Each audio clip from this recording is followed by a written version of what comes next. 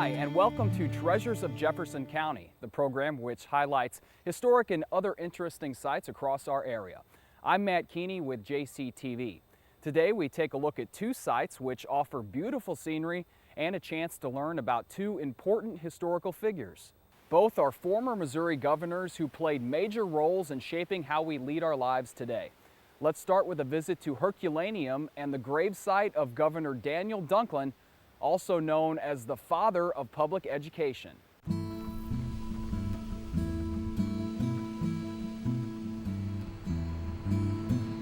Governor Dunklin, kind of an interesting character for the state of Missouri. He was the fifth governor of the state, but he was born near Greenville, South Carolina. Moved to Missouri around 1810 and settled in Potosi.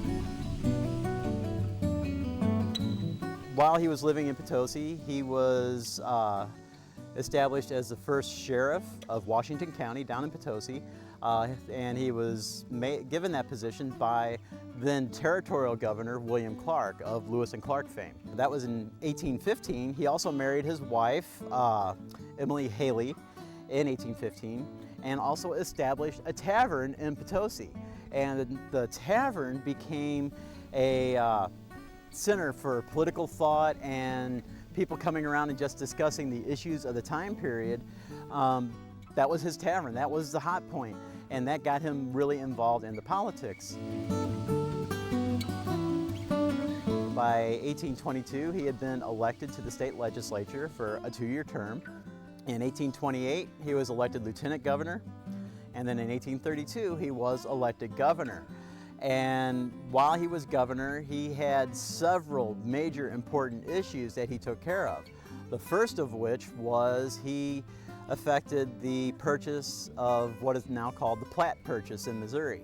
And if you look at the state of Missouri on a map and you look at the northwest corner, you know how Missouri kind of juts up towards Nebraska, that entire corner of Missouri was purchased during Dunklin's term in office, and that is called the Platte Purchase. His major thing is he is known as the education governor for the state of Missouri.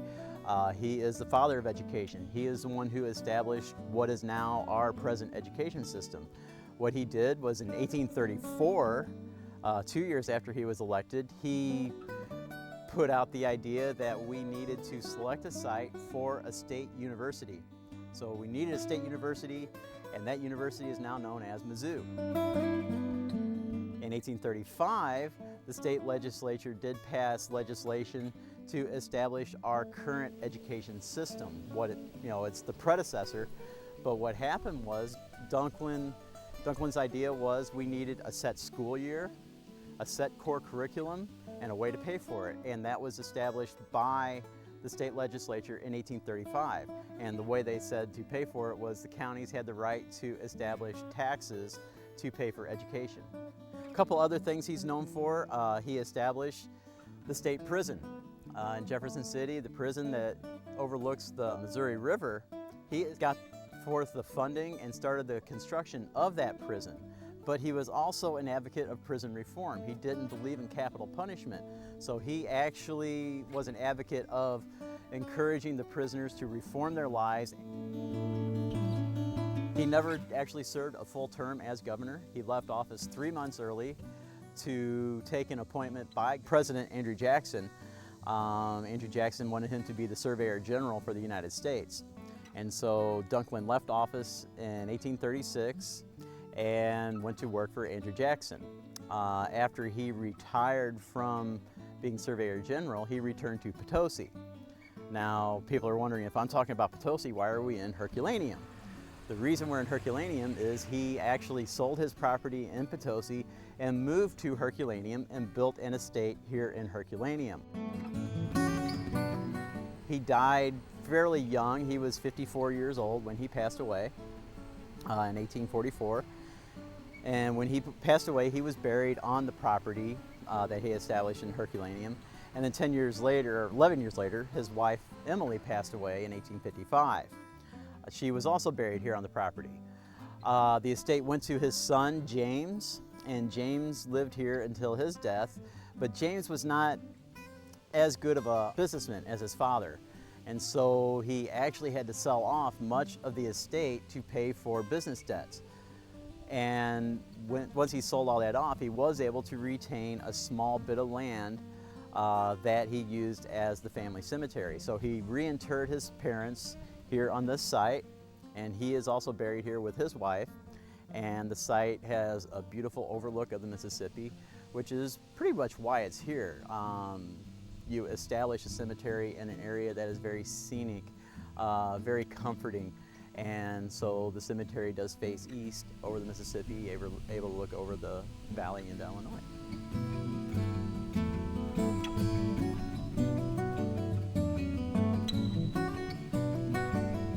The Dunklin gravesite can be a bit tricky to find once you reach Herculaneum. For more detailed directions, just call the number on your screen. Now we turn our attention to a governor who was born in Herculaneum and who served about 30 years after Dunklin left office. Governor Thomas Fletcher is Missouri's first native-born governor. He fought in the Civil War and made groundbreaking steps towards civil rights in our state. You can learn more about Governor Fletcher at his historic house in Hillsboro. This quaint house tucked away in downtown Hillsboro takes us back to the mid-1800s. Thomas Fletcher built this place himself in 1851, about the same time he began his political career.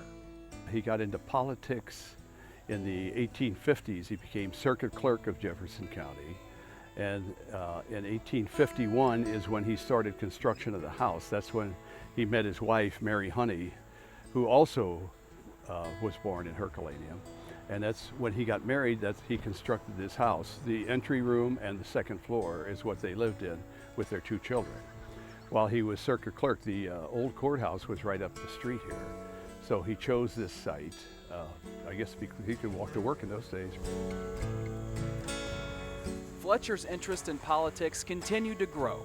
Historians are not certain, but some think Fletcher's political ambition soared after meeting with one of the most famous political figures in U.S. history. In 1858, the last of the Lincoln-Douglas debates took place in Alton, which we can't document, but there's some evidence that he attended that in Alton, where he met Abraham Lincoln. And he was so impressed, he switched his allegiance from the Democratic Party to the Republican Party. And at that time, because of his association with Lincoln, when the Civil War started in 1861, Lincoln asked him to form a military unit, which he did, the 31st Infantry Regiment. He was colonel of that regiment. Well, at the Battle of Chickasaw, Fletcher was wounded. He was captured by the Confederates and went to one of the camps. Well, in those days, they had the gentlemanly practice of swapping prisoners back and forth. So he was wounded, so he came back to Missouri in one of those prisoner exchanges as a very popular young Republican, and the party asked him to run for governor. Fletcher did run and was elected governor in 1864. When he took office the following year, he immediately issued an order which many think is his most important contribution to Missouri. Fletcher's first act as governor, January 1st, 1865, he issued the Emancipation Proclamation for Missouri. Missouri was one of 4 border states who did not secede from the Union, but they were slave states. And the federal Emancipation Proclamation, Lincoln did not apply it to those 4 states because he was afraid that if he did that, they would also secede from the Union. So he let things as they were, which is very controversial. But then when Fletcher took office, that was the first thing he did, was issue the Emancipation Proclamation for Missouri. And we have a copy of that in the house here. The original is hanging in Jefferson City. Fletcher served as governor until 1869. Some think Fletcher is one of the more important governors in Missouri history. That's one reason the Governor Fletcher House Foundation works so hard to save this house from falling apart. At more than 150 years old, it's still in pretty good shape. You saw the pictures in there. The house was a shambles. Well, there was another group called the Heritage and Landmark Association that helped restore it back in the 70s. And another one prominently involved, was Dr. Ray Henry, who was the college president for about 20 years. And he was involved in the original restoration. And then our group came in and kind of succeeded them in the early 90s. And so we've been involved in this process for, I guess, about 15 or 16 years now. And it's gone very well, because we've improved the houses, replaced some of the rotting windowsills, doors, put new roofs on. There is a cake. The foundation estimates about 1,500 people visit the Fletcher house each year. Tour groups can actually get inside the house and take a close look at items the family owned.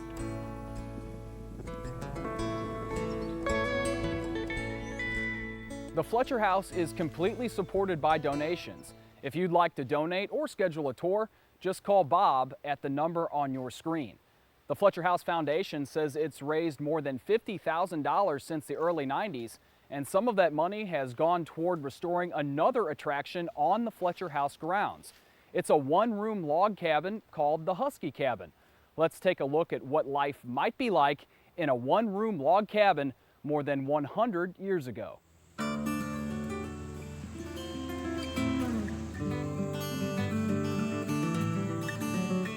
When you think of roughing it, this may be what comes to mind. An old one-room log cabin, no electricity, no plumbing.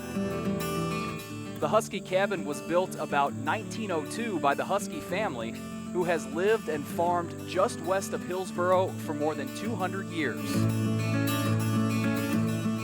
My grandparents' original home burnt down, so they actually had to find another structure, and they bought this out of Morse Mill. It was a home over there, and they actually bought it and moved it over on our farm.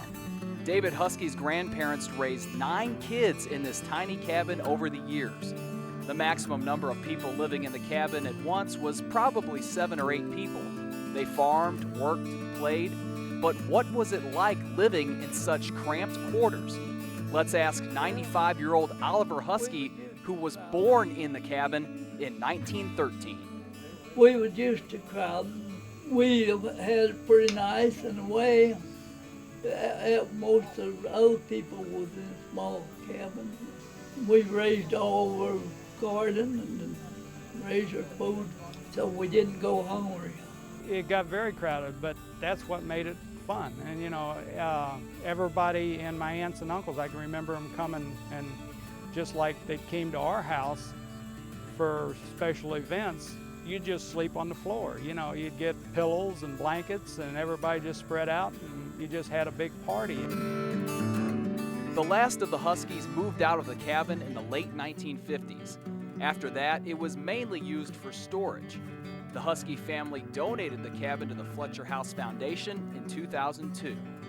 And at that time, that's when we began raising money, because it had to be disassembled, moved here, and reassembled. This is unique in historic buildings.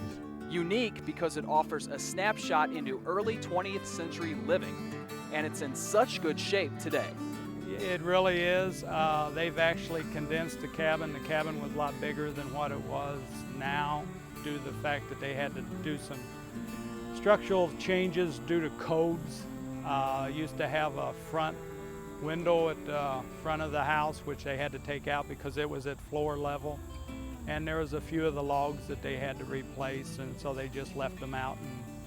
But the base of the cabin is basically original.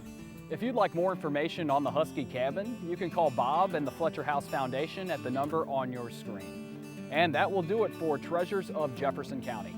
I'm Matt Keeney with JCTV. Thanks a lot for watching.